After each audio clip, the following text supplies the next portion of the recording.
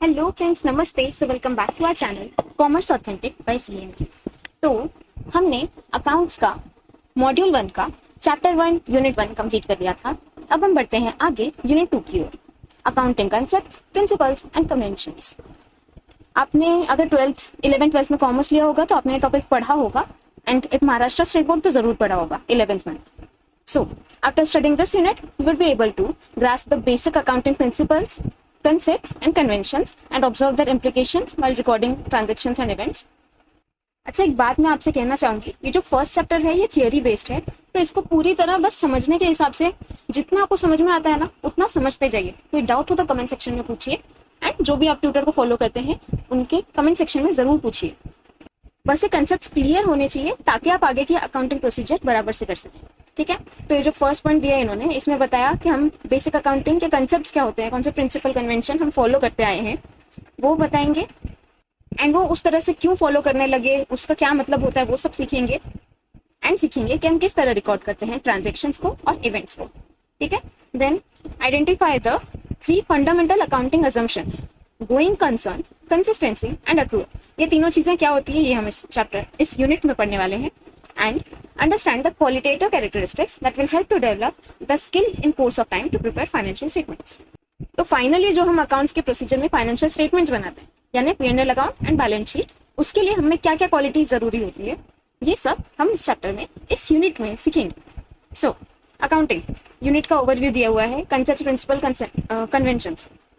तो सबसे पहला है entity concept, then money measurement, periodicity, accrual, matching, going concern, cost concept, realisation, then dual aspect, conservatism, consistency, materiality. तो ये सब चीजें हम पढ़ेंगे। एक बार ये ज्यादा टेंशन मत लीजिए, नए शब्द हो सकते हैं लेकिन आपने कभी ना कभी इनके अगर टर्मिनोलॉजी पर जाएंगे तो आपको समझ में आ जाएगा इनका क्या मतलब होता है। So introduction, let us imagine a situation. अब स्टोरी की तरह सुनिए हो। Let us imagine a situation where you are a proprietor, यानी एक बिजनेस के owner, and you take copies of your books of account to 5 different accountants. तो हम अपने एक बिजनेस के ओनर हैं एंड हम 5 अलग अलग अकाउंटेंट्स के पास में अपने बुक्स ऑफ अकाउंट्स लेके गए। Then you ask them to prepare the financial statements on the basis of the above records and to calculate the profits of the business for the year. तो आपने उन्हें कहा कि फाइनेंशियल स्टेटमेंट बना के दो, यानी P&L, बैलेंस शीट वो सब बना के दो, एंड मैंने साल भर में कितना प्रॉफिट कमाया है वो मुझे बताओ। After few days, they are ready with the financial statements, and all 5 accountants have calculated 5 different amounts of profits, and that too with very wide variations. बहुत सारे वेरिएशंस के साथ में अलग अलग अमाउंट, किसने प्रॉफिट निकाला 10,000, किसी ने निकाला 20,000, किसी ने निकाला 30,000, ऐसे अलग अलग अमाउंट्स के प्रॉफिट्स निकाले सबने। Guess in such a situation, what impact would it leave on you about accounting profession? तुमको ऐसा नहीं लगेगा कि अरे ये क्या है, कोई कुछ और आंसर निकालता है, कोई कुछ और आंसर निकालता है। ऐसी अकाउंटिंग का मतलब ही क्या है? हम अकाउंटिंग स्टेटमेंट्स प्रिपेयर क्यों करते हैं, फाइनेंशियल स्टेटमेंट्स, ताकि हम कंपैरिजन कर सकें, या तो खुद से खुद का पिछले फाइनेंशियल ईयर में, या फिर किसी और कॉम्पिटिटर का। अगर हम कंपैरिजन ही नहीं कर सकते तो क्या फायदा, सब अलग अलग अगर निकाल रहे हैं प्रॉफिट्स तो उसका कुछ मतलब नहीं है। So to avoid this, a generally accepted set of rules have been developed. तो एक सेट ऑफ रूल्स बना के रखे हैं जो जनरली हर अकाउंटेंट यूज करता है। This generally accepted set of rules provides unity of understanding. क्या, एक तो सब लोग सेम समझेंगे, एंड यूनिटी ऑफ अप्रोच, सब सेम तरीके से समझेंगे in the practice of accounting, and also in better preparation and presentation of the financial statements. तो इससे प्रेजेंटेशन भी अच्छा हो जाता है। अब आप ही सोचिए ना, हमें स्कूल में, कॉलेज में, मतलब जूनियर कॉलेज में भी यूनिफॉर्म वगैरह क्यों रखते हैं? ताकि एक तरह से यूनिफॉर्मिटी आए, यानी हम अलग अलग सब स्कूल कॉलेजेस के लोगों को क्लासिफाई कर सके। क्लासिफिकेशन मेन पर्पस होता है।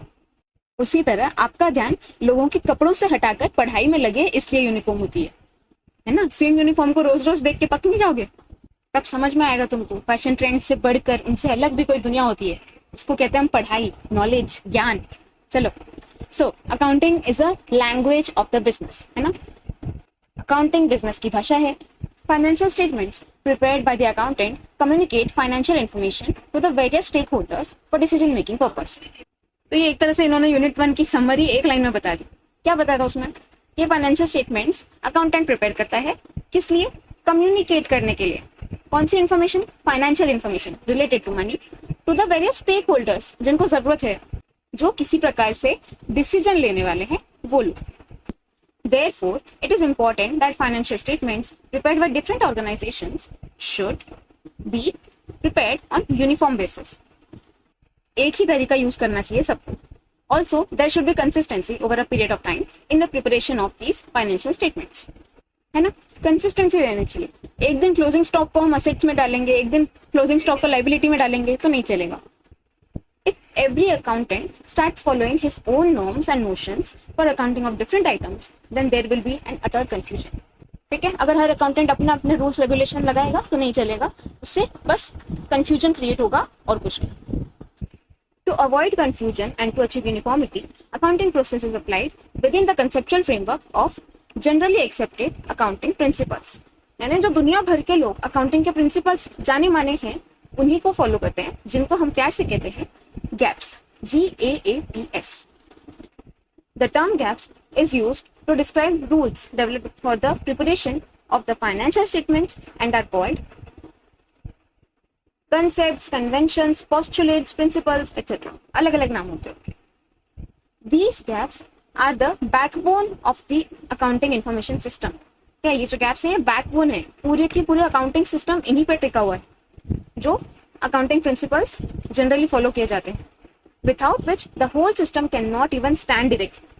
तो जैसे ह्यूमन बीइंग में बैकबोन की वजह से आप सीधे स्ट्रेट खड़े हो पाते हैं, उसी तरह इन्होंने रिलेट करते हुए कहा है कि अगर ये गैप्स नहीं होते तो अकाउंटिंग का सिस्टम सीधा खड़ा नहीं हो पाता.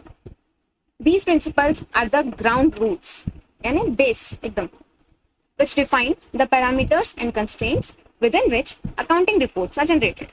तो वही इस पैराग्राफ में ना आपको फाउंडेशन, बेसिक, बेसिस, इनके अलग अलग नाम मिलेंगे, जैसे ग्राउंड रूल्स, फिर बोल दिया पैरामीटर जिससे नापा जाए, कंस्ट्रेंट यानी जिसकी लिमिट्स में रहा जाए, ऐसे अलग अलग नाम मिलेंगे. Accounting principles are basic norms and assumptions on which the whole accounting system has been developed and established. Accountant also adheres to various accounting standards issued by the regulatory authority for the standardization of accounting principles to be followed under specific circumstances. तो अलग अलग प्रकार के accounting standards तैयार किए जाते हैं regulatory authority के द्वारा, जिससे अकाउंटिंग पॉलिसीज में स्टैंडर्डाइजेशन आ जाए, वही यूनिफॉर्मिटी आ जाए, to be followed under specific circumstances. किस सिचुएशन में, किस कंडीशन में कौन से आइटम को कहाँ पर पोस्ट करना है वो हमें पता चलता है हमारे अकाउंटिंग स्टैंडर्ड्स की वजह से. These conceptual frameworks, GAAPs and accounting standards are considered as the theory base of accounting.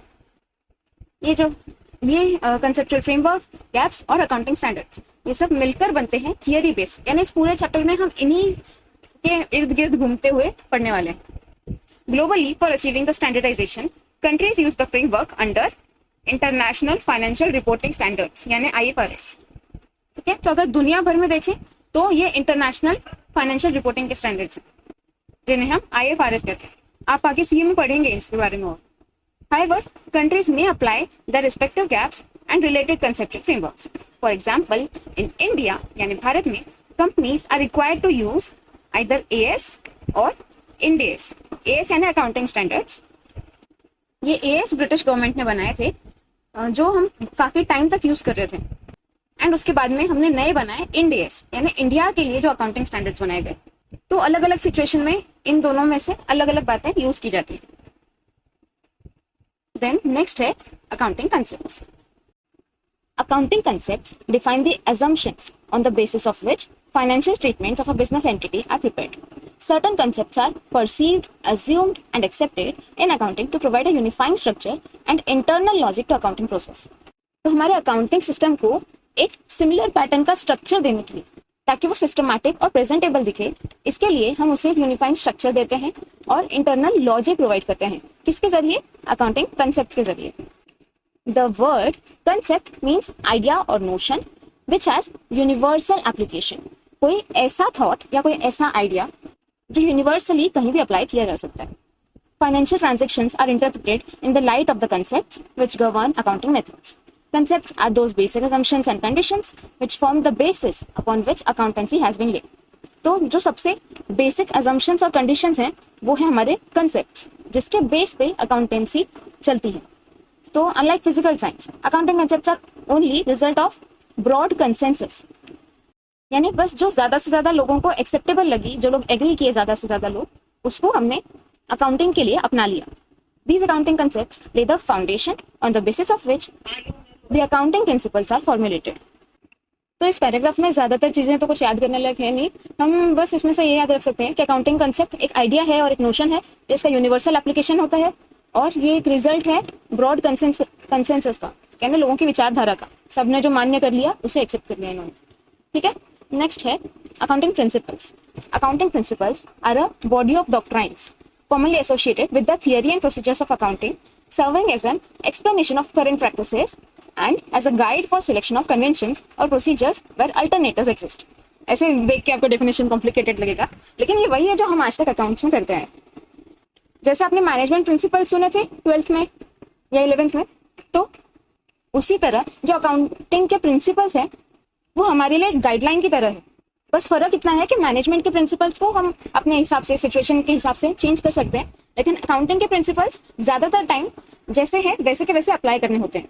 तो अकाउंटिंग प्रिंसिपल्स बस मान्यताएं हैं जो जिससे हमको अकाउंटिंग की थियरी के बारे में पता चलता है और उसके क्या प्रोसीजर्स रहते हैं वो पता चलते हैं.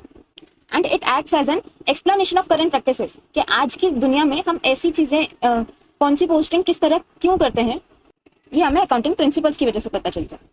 And as a guide for selection of conventions or procedures where alternatives exist. And आगे भी अगर कोई नए आइटम्स आ जाते हैं, कोई नए मटेरियल्स आ जाते हैं, जैसे अकाउंटिंग तो बहुत पहले से हिस्टोरिकली आप देखेंगे 2000 साल से वगैरह अकाउंटिंग चल रही है, लेकिन तब पीएफ जैसे प्रोविडेंट फंड वगैरह तो एग्जिस्ट नहीं करते थे, वो तो बाद में आए, बाद में चलन में आए. तो उनकी अकाउंटिंग किस तरह की जाएगी, उन्हें कहाँ पर पोस्ट किया जाएगा, ये हमें पता चला अकाउंटिंग प्रिंसिपल्स की वजह से, क्योंकि उन्होंने बता के रखा है कि किस तरह की चीजों को कहाँ पर पोस्ट करना चाहिए. समझे? एंड यहाँ पे अल्टरनेटिव्स भी हो सकते हैं कोई कोई केसेस में, यानी दो अलग अलग पाथ्स भी हो सकते हैं. Then accounting principles must satisfy the following conditions. ये वाला पार्ट इंपॉर्टेंट है. They should be based on real assumptions. अब इकोनॉमिक्स में हम कैसे करते थे, हम कोई भी एज्यूम कर लेते हैं कि एक इंसान रैशनल भी होगा, फिर वो लगातार सेम चीज कंज्यूम करता जाएगा, सेम साइज की, रुकेगा नहीं, बीच में पानी भी नहीं पिएगा, एंड बस अकेला कंज्यूम करता जाएगा. तो ये कोई रियल असम्पशन हुआ नहीं ना, ऐसा पॉसिबल नहीं है रियल लाइफ में. लेकिन जो हमारे अकाउंटिंग के प्रिंसिपल्स होते हैं वो रियल असम्पशंस पे बेस्ड रहते हैं. Then next, they must be simple, understandable and explanatory. Accounting के प्रिंसिपल्स को आसान सा रहना चाहिए, सरल भाषा में होना चाहिए, एंड खुद से बस पढ़ के अगर आपको वर्ड्स का मीनिंग पता है तो समझ में आ जाए बुक्स ऑफ अकाउंट देख के, वैसे रहना चाहिए. Then they must be followed consistently.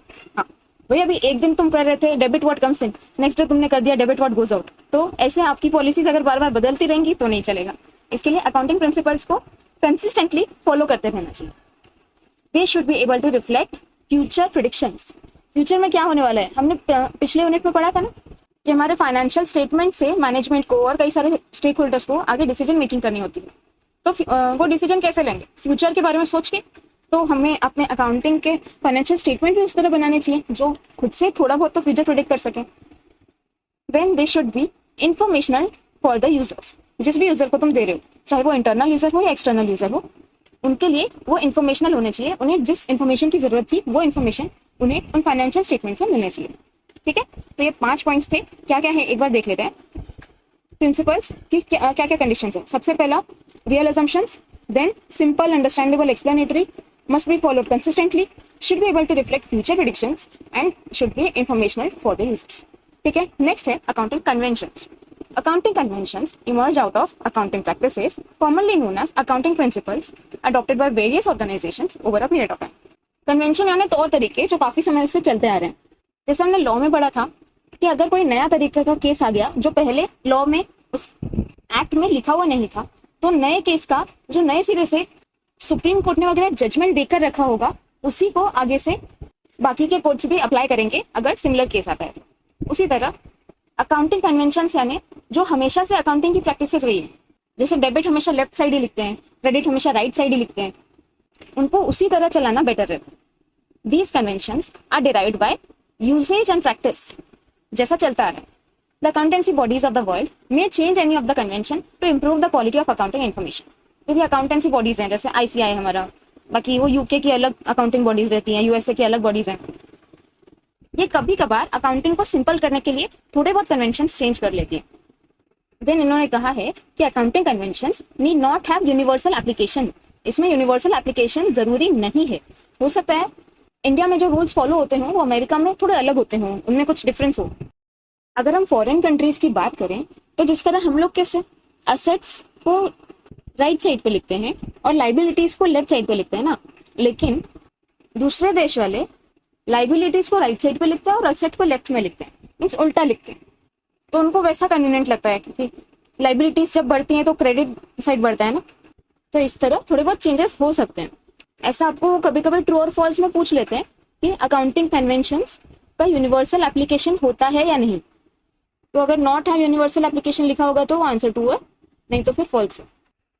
In the study material, the terms accounting concepts, accounting principles, and accounting conventions have been used interchangeably to mean those basic points of agreement on which financial accounting theory and practice are founded.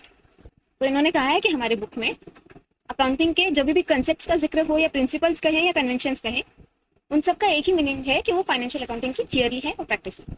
ठीक है, same ही है तीनों का meaning, ऐसा इस book में। ठीक है, एक्चुअल मीनिंग में थोड़ी सी डिफरेंस होगी। सो 2.5 concepts, principles and conventions and overview. Now we shall study in detail the various accounting concepts on which accounting is based. The following are the widely accepted accounting concepts. तो सबसे पहला है entity concept. Entity concept states that business enterprise is a separate entity apart from its owner. Accountant should treat a business as distinct from its owner. तो आपका business अलग है और business का ओनर अलग है, इस तरह हम अकाउंटिंग में ट्रीट करते हैं। जैसे अगर आपकी फैमिली का कोई बिजनेस होगा तो आपने हमेशा देखा होगा कि करंट अकाउंट के ट्रांजैक्शंस बिजनेस वाले ही सेम ही रखे जाते हैं, वहीं सेविंग्स अकाउंट पर्सनल ट्रांजैक्शंस के लिए मोस्टली यूज किया जाता है। लोग ज्यादातर कोशिश करते हैं कि सारे बिजनेस के ट्रांजैक्शंस उनके करंट अकाउंट से हों जो उनकी कंपनी के नाम पे बेस्ड है, एंड पर्सनल वाले पर्सनल सेविंग्स अकाउंट से। So business transactions are recorded in the business books of accounts and owners transactions in his personal books of account.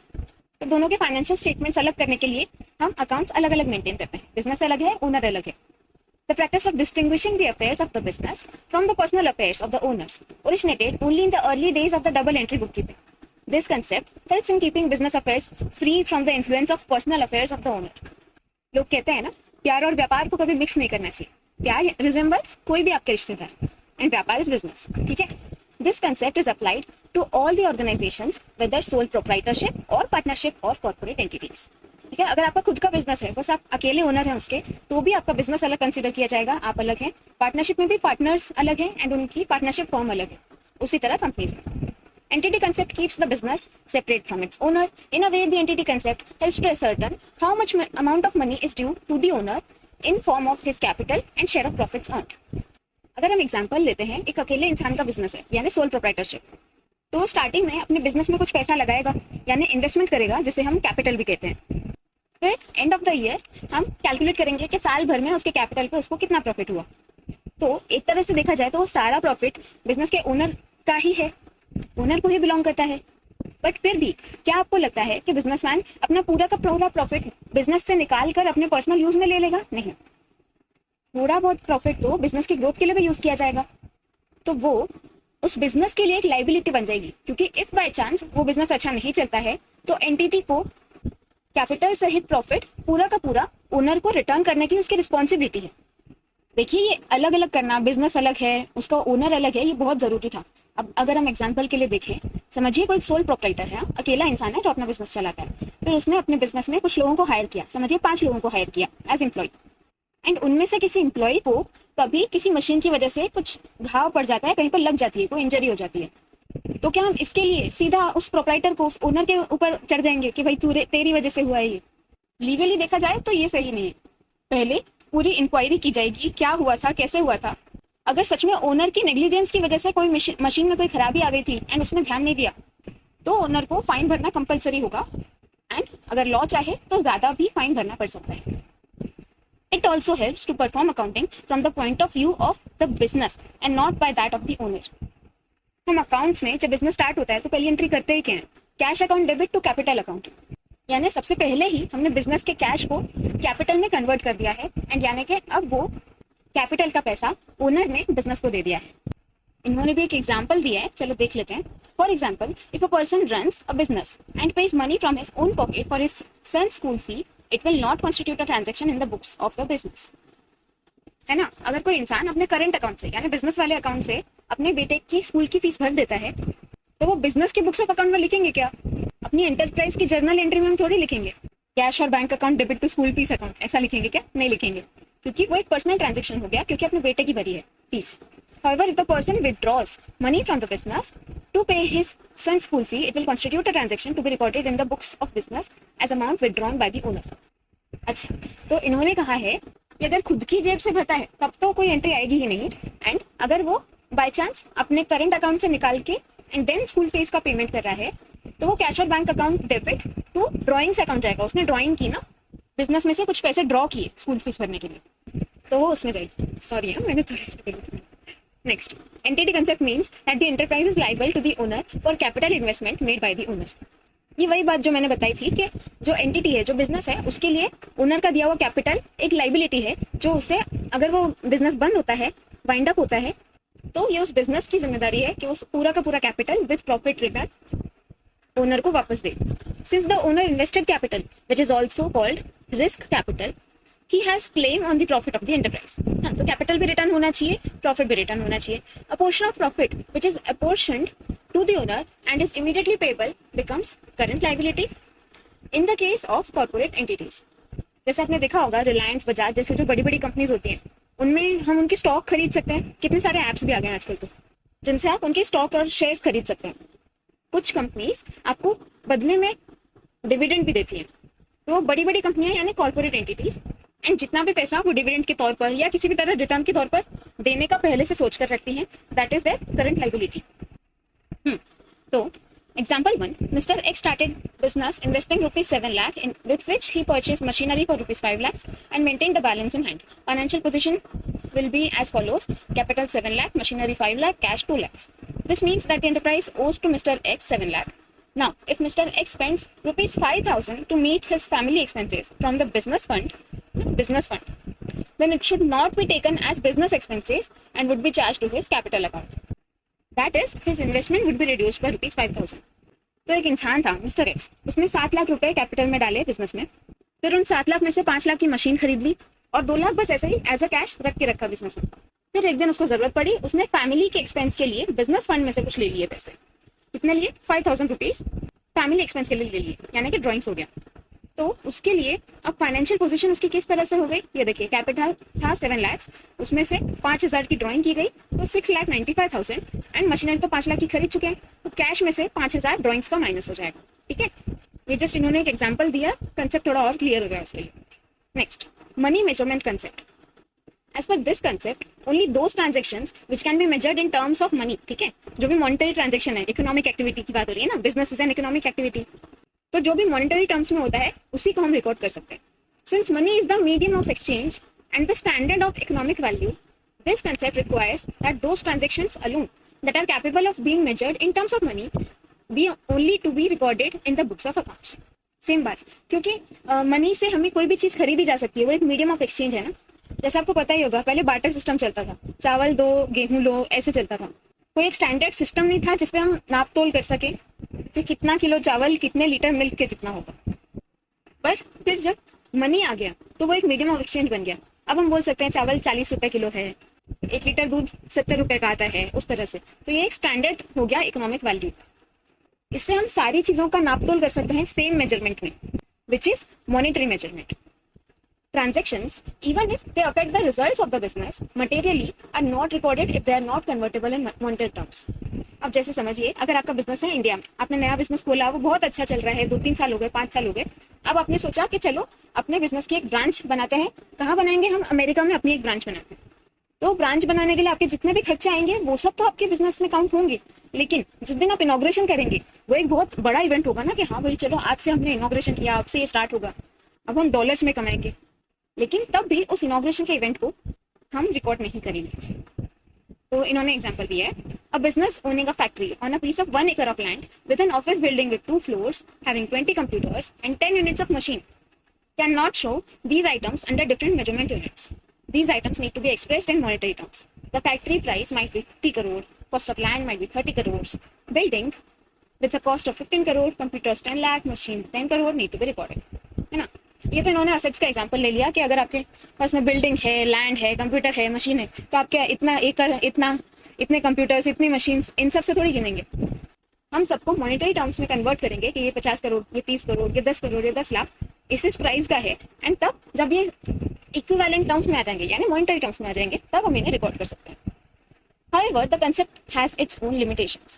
Transactions and events that cannot be experienced in terms of money are not recorded in the business books. जो monetary terms में नहीं है उन्हें हम record नहीं करेंगे।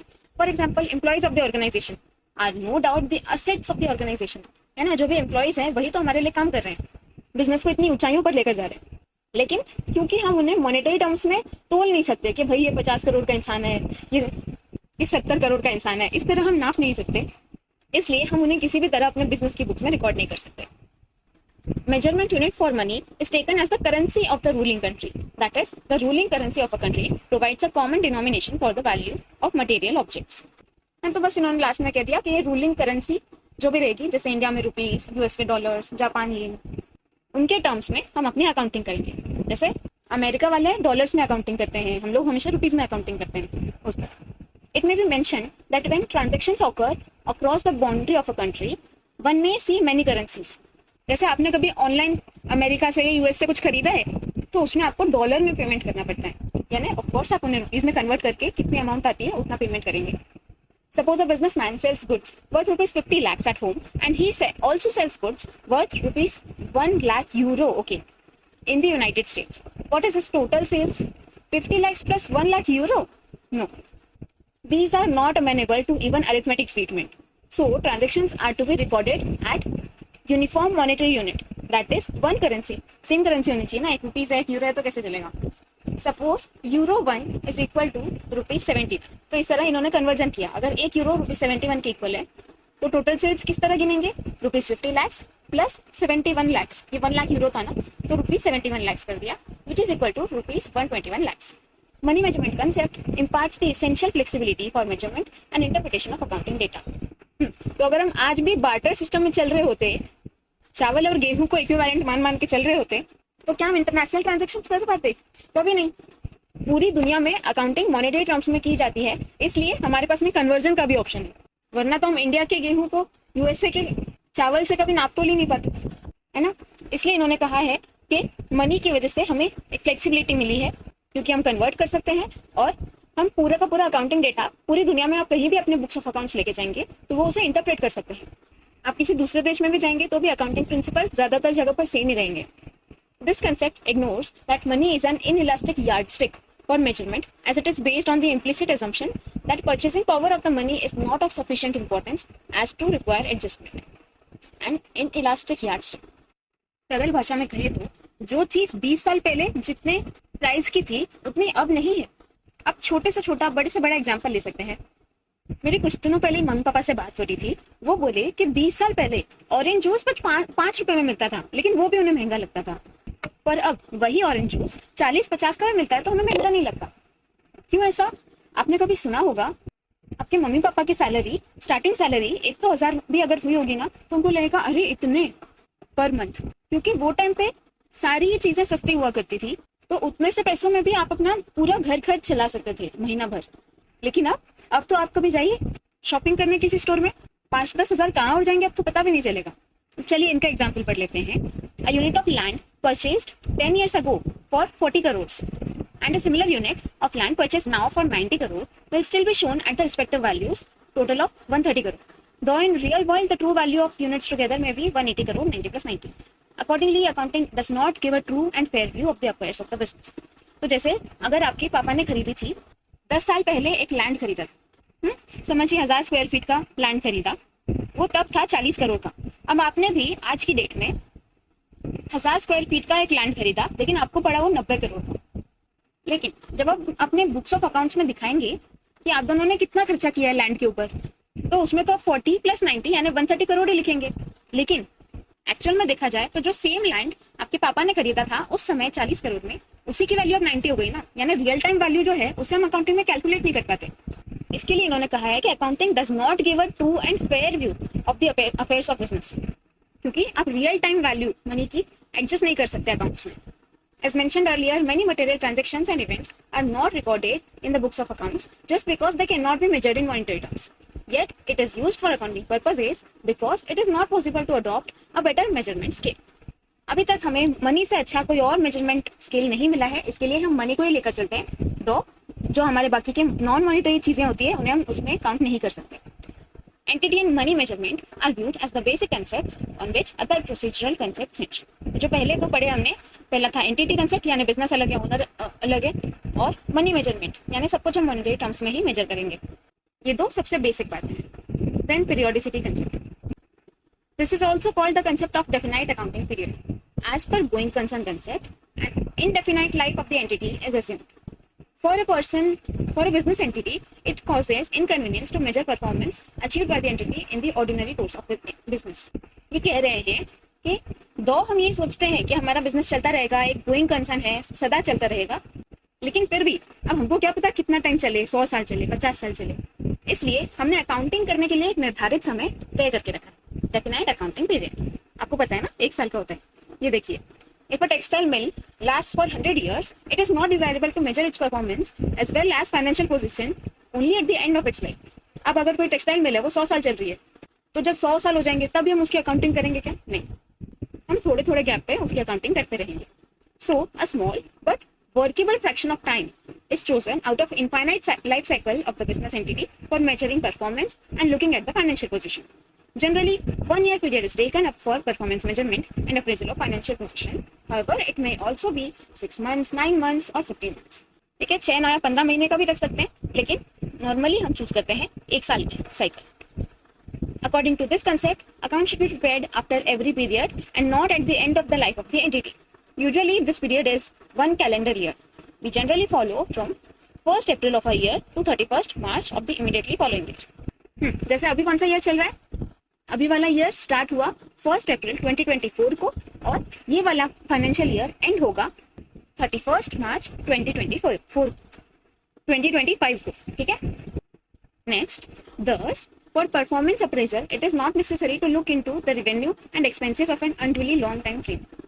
हम कैसा परफॉर्म कर रहे हैं हमें टाइमली पता चलता रहना चाहिए. This concept makes the accounting system workable and the term accrual meaningful. Accrual यानी कोई भी चीज जो बची है. जैसे अगर आपने किसी को पैसे उधार पर दिए हैं 20 मार्च को और फिर वो आपको पैसे रिटर्न करने वाला है 20 अप्रैल को, तो इस बीच हमारा एक फाइनेंशियल ईयर क्लोज हो गया ना, तो हम क्लोजिंग वाले ईयर में लिखेंगे this much money accrued, debtors में डालेंगे उसको, एंड नेक्स्ट फाइनेंशियल ईयर में जब वो पैसे मिल जाएंगे तब हम उसका अकाउंट सेटल कर देंगे. If one thinks of indefinite time frame, nothing will accrue. अगर हम समझें कि हमारा बिजनेस गोइंग कंसर्न है तो वो हमेशा चलता रहेगा, मतलब कभी भी रुकेगा ही नहीं, एंड ये सोच के हम अकाउंटिंग नहीं कर रहे, उसमें सारी चीजें गिन नहीं रहे, तो आपकी बुक्स ऑफ अकाउंट में कभी भी ऐसा होगा ही नहीं कि कुछ उधारी बाकी है, लेनी देनी. There can not be unpaid expenses and non receipt of revenue. अगर आप समझ रहे हैं कि आपका बिजनेस तो चल ही रहा है, तो फिर वो आपकी अकाउंटिंग भी उसी दिन होगी जिस दिन आपका बिजनेस थमेगा यानी वाइंड अप होगा. एंड जिस दिन वाइंडिंग अप होता है उस दिन तो बिजनेस से रिलेटेड सारी पार्टीज का अकाउंट सेटल किया जाता है, क्रेडिटर्स को पैसे वापस देते हैं, डेटर्स से सारे के सारे रिकवर करते हैं, तो ये तो एग्जिस्ट ही नहीं करेंगे अगर वो खत्म ही नहीं होगा फाइनेंशियल ईयर. तो accrued expenses or accrued revenue is only with reference to a finite time frame. Finite यानी जो कहीं ना कहीं जाकर रुके, जो infinite नहीं हो वो finite है, which is called accounting period. ये हो गया accounting period. Thus, the periodicity concept facilitates in comparing of financial statements of different periods. Then, uniform and consistent accounting treatment for ascertaining the profit and assets of the business. Matching periodic revenues with expenses for getting correct results of business operations. पहली बात तो हम एक साल को दूसरे साल से कंपेयर कर सकते हैं क्योंकि हमने बनाए थे financial statements. Then uniform and consistent accounting treatment for ascertaining profit.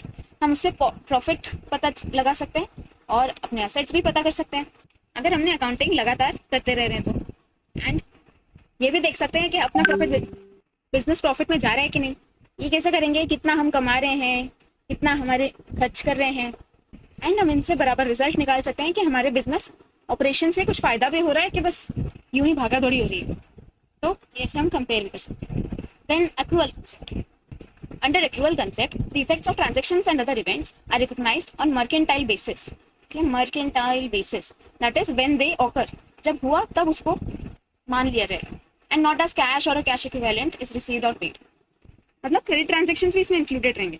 जिस भी वक्त आपने किसी कस्टमर को गुड्स बेच दिए उस वक्त से आप समझ लेंगे कि आपको पैसा मिलने वाला है एंड उस डेटर का अकाउंट डेबिट करके रखेंगे। They are recorded in the accounting records and reported in the financial statements of the periods to which they relate. हम अपने रिकॉर्ड में भी रखेंगे क्या है वो डेटर, उसका नाम वगैरह, और फाइनेंशियल स्टेटमेंट्स में भी दिखाएंगे कि इतने सारे हमारे डेटर्स हैं, उन पे इतना इतना पैसा है, वो सब उधार है, वो सब रखेंगे। Financial statements prepared on the accrual basis inform users not only of past events involving the payment and receipt of cash, but also of obligations to pay cash in the future and of resources that represent cash to be received in future. ये जो हम accrual basis use कर रहे हैं, यानी कि जैसे ही हमको पता चला किसी से पैसा आने वाला है, हमने किसी को गुड्स बेच दिए, वैसे ही हम अपनी बुक्स में रिकॉर्ड करके रख रहे हैं ना ट्रांजेक्शन। तो इससे हमको ये तो याद आ ही रहा है कि हमने पास्ट में किस किस को कितना कितना उधार दिया था, साथ में ये भी पता चल रहा है कि हमको किस किस को कितने कैश पे करना है, कितना ऑब्लिगेशन हमारे ऊपर उधार है एंड कितना कैश हमको मिलने वाला है। वो एक तरह से कैश को रिप्रेजेंट कर रहा है। To understand actual assumption knowledge of revenues and expenses is required. तो इन्होंने कहा एक्चुअल को समझने के लिए आपको assumptions किस तरह से हम करते हैं कि क्या चीज़ रेवेन्यू होती है, क्या चीज़ एक्सपेंस होता है, वो हमको पता होना चाहिए। Revenue is the gross inflow of cash, यानी कितना पैसा आ चुका है या आने वाला है।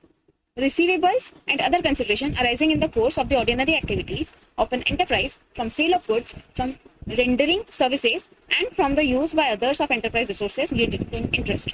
मैं हिंदी में बता देती हूँ। रेवेन्यू यानी कि जो भी पैसा आपके पास में आ रहा है, साथ ही में जो आने वाला है। आपको कैसे पता वो आने वाला है? या तो आपने किसी को गुड्स बेचे होंगे, या फिर आपने उसको सर्विस प्रोवाइड की होगी, या फिर आपने अपनी कोई मशीन वगैरह या कोई चीज़ थोड़े टाइम के लिए किसी को दे के उस पर इंटरेस्ट पाया होगा, या फिर आपको रॉयल्टी मिली होगी अगर किसी ने आपका नाम या आपका पेटेंट यूज़ किया, या आपको कहीं से डिविडेंड्स मिले होंगे। ये सब आते हैं आपके रेवेन्यू में। इन्होंने एग्जांपल दिया है। First, mister X started a cloth merchandising, he invested ₹50,000, got merchandise worth 50,000। Hindi में बताती हूँ। मिस्टर एक्स ने अपनी एक कपड़ों की कंपनी खोली है। इसमें इन्होंने 50,000 इन्वेस्ट किया एंड उन 50,000 से अपना सामान खरीदा, मतलब क्या, बेचने के लिए कपड़े खरीदे। फिर उस 50,000 के सामान को इन्होंने 60,000 में बेचा। तो कस्टमर्स ने क्या किया, उस 60,000 में से 50,000 तो उनको कैश में दे दिया और बोला कि 10,000 भी हम थोड़े टाइम में आपको जल्द ही दे देंगे। हिज रेवेन्यू इज 60,000, तो उसके हिसाब से उसको 60,000 मिलने वाला है। लेकिन इस रेवेन्यू में हम डिफ्रेंसिएशन इस तरह कर सकते हैं कि भाई 50,000 उसको कैश में मिल चुका है और 10,000 रिसीवेबल है। ठीक है। सेकेंड एग्जाम्पल में इन्होंने एक इलेक्ट्रिसिटी प्रोवाइड करने वाली कंपनी की बात की है कि उनका खर्चा आता है फ्यूल पे और सबकी सैलरी वेजेस देने में 16 लाख रुपए का, एक महीने का बोल रहे हैं। एंड फाइनली उन्हें इलेक्ट्रिसिटी चार्जेस लोगों से मिलते हैं 20 लाख रुपए। तो ये जो एक्स्ट्रा पैसे मिले 16 लाख पे 20 लाख यानी 4 लाख एक्स्ट्रा, वो हो गया इनका revenue. Which arrows from rendering services, उन्होंने सर्विसेज प्रोवाइड की, उसके बदले में उन्हें रेवेन्यू मिला। एंड लास्ट एग्जांपल दिया है कि मिस्टर ए नाम के कोई इंसान है, उन्होंने 1 लाख अपने बिजनेस में डाला एंड उस 1 लाख से उन्होंने एक मशीनरी परचेज की। अब उन्होंने क्या किया, उस मशीनरी को अपने बिजनेस में ना यूज करके उन्होंने उसे रेंट पे दे दिया एंड उसका भाड़ा उन्हें हर साल का मिलने लग गया ₹20,000। तो ये एक तरह से उनका रेवेन्यू हो गया, right. So actual concept states, एक तरह से जो हमारा एजम्पशन है कि ये रेवेन्यू या ये हमारा एक्सपेंस होने वाला है। जैसे फर्स्ट एग्जाम्पल में था कि उसे भरोसा था कि उसे 10,000 जो अभी तक मिले नहीं है वो मिल जाएंगे। एंड अगर हमने अपने बिजनेस के बिहाफ पे कोई उधार ले रखा हो तो अगला एज्यूम करता है कि हम उसे दे देंगे। ये एक तरह से एक्चुअल कंसेप्ट है, यानी उसी वक्त वो अपने बुक्स ऑफ अकाउंट्स में मेंशन कर लेगा कि this person has taken credit from me. Then next बढ़ते हैं। Expense is a cost relating to the operations of an accounting period और to the revenue earn during period और benefits of which do not extend beyond that period. इसमें इन्होंने expense समझाया। Expense क्या होता है, ये कॉस्ट है, यानी कि हमारे लिए एक तरह का खर्चा है जो किस वजह से होता है, या तो बिजनेस के ऑपरेशंस करने की वजह से होता है, या फिर बिजनेस ऑपरेशन का मतलब क्या, हम अपना रेवेन्यू इकट्ठा करने के लिए जो काम करते हैं उसकी वजह से होता है, या फिर जो भी बेनिफिट्स हम लेते हैं, क्योंकि क्या हम लोग एसेट्स खरीदते हैं ना। अगर हमने कोई मशीनरी या कोई भी कैपिटल खर्चा किया है तो वो हमारे लिए फर्स्ट हैंड पे एक्सपेंस ही है। तो जो फाइनेंशियल ईयर चल रहा होगा उसमें हम उसकी अकाउंटिंग करेंगे। In the first example, Mr. X spent 50,000 to buy merchandise. It is the expense generating revenue of 60,000. तो revenue तो 60,000 का हुआ था। फिर second example में 16 लाख के expenses हुए। Also, whenever any asset is used, it has a finite life. एक life होती है ना, depreciation आपने सुना ही होगा। थोड़ी अमाउंट हर साल depreciate होती जाती है जैसे जैसे हम चीज़ों को यूज करते जाते हैं। Due to the wear and tear of the asset. To generate benefit, suppose the machine purchase by mister A in the third example will last for 10 years. Example के तौर पर जो थर्ड एग्जाम्पल में mister A ने एक machine purchase की थी, अगर वो 10 साल चलने वाली है तो उसका डेप्रिसिएशन होगा 10,000। ये कहाँ से आया? हमने देखा था ना यहाँ पे 1 लाख की मशीनरी थी ना वो, तो 1 लाख की मशीनरी को 10 ईयर्स से डिवाइड किया तो वी गेट ₹10,000, यानी कि 10 साल के बाद उस मशीनरी की वैल्यू पूरी की पूरी जीरो हो जाएगी। तो this is the expense every year relating to the cost of machinery. ये हमारा एक तरह से खर्चा है, हम इसे बुक्स ऑफ अकाउंट में नोट करते हैं in terms of depreciation. Actual means recognition of revenue and cost as they are earned और इनकर्ड। जैसे ही हमें पता चला कि ये खर्चा या ये इनकम होने वाली है, वैसे ही हम उन्हें अपने बुक्स ऑफ अकाउंट्स में रिकॉर्ड कर लेंगे, ना कि तब जब हमें पैसे मिले। पैसे मिलने से पहले से ही हम रिकॉर्ड करके रखते हैं। The actual concept relates to measurement of income, identifying assets and liabilities. फिर example, mister ZD buys clothing of ₹50,000, paying cash 20,000 and sales at 60,000, which customers paid only 50,000। तो समझिए मिस्टर जेडी एक रिटेलर हैं जिन्होंने अपने होलसेलर भाई बंधु से 50,000 रुपए की क्लोथ्स खरीदे हैं एंड उनको कैश दिया है 20,000, यानी कि 30,000 होलसेलर्स को देने बाकी है। एंड उन्होंने क्या किया, मार्केट में जाके उन्होंने वो 50,000 के कपड़े 60,000 में बेचे, लेकिन कस्टमर्स ने उन्हें अभी तक 50,000 ही दिए, यानी कि 10,000 अभी भी मिलने बाकी है।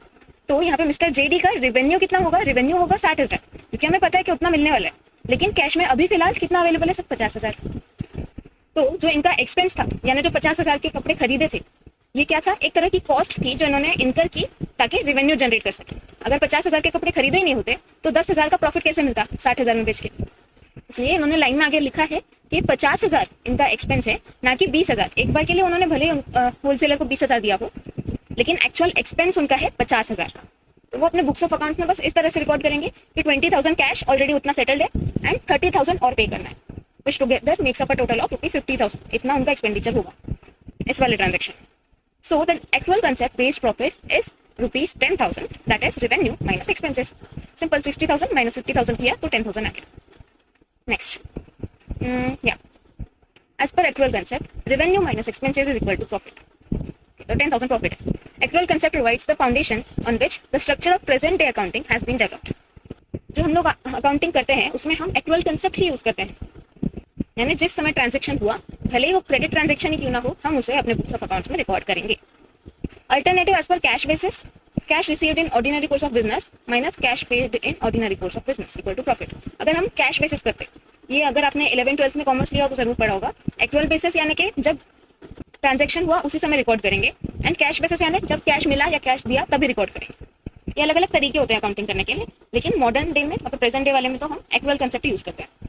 फिर भी इन्होंने बताया कि कैश बेसिस पे किस तरह होता था कि हमने कैश रिसीव कितना किया बिजनेस करते करते एंड कैश पे माइनस कैश पे कितना किया बिजनेस करते करते, ये हो गया हमारा profit. Cash receive minus cash पे इक्वल टू प्रॉफिट। देन उन्होंने बताया है कि रेवेन्यू और एक्सपेंस का टाइमिंग और डेट अलग हो सकता है देन कैश रिसीड और पेड, है ना। हो सकता है कोई आपका जान पहचान का शॉपकीपर है, उसको आपने 5,000 समझो 5,000 की खरीदी की, उसमें से उसको 4,000 दे दिए, बोला 1,000 मैं कल देता हूँ, अभी फिलहाल मेरे पास में कैश नहीं है या मैं ऑनलाइन भी पे करना नहीं कर सकता अभी, तो जान पहचान का तो ऑफकोर्स अलाउ कर देगा। तो अगर यहाँ पे कैश बेसिस चल रहा होता तो वो 4,000, जैसे आज 29th में है तो 4,000 आज की डेट में रिकॉर्ड करता एंड 1,000 जो आपने अगले दिन दिया तो वो 30th मई को रिकॉर्ड करता।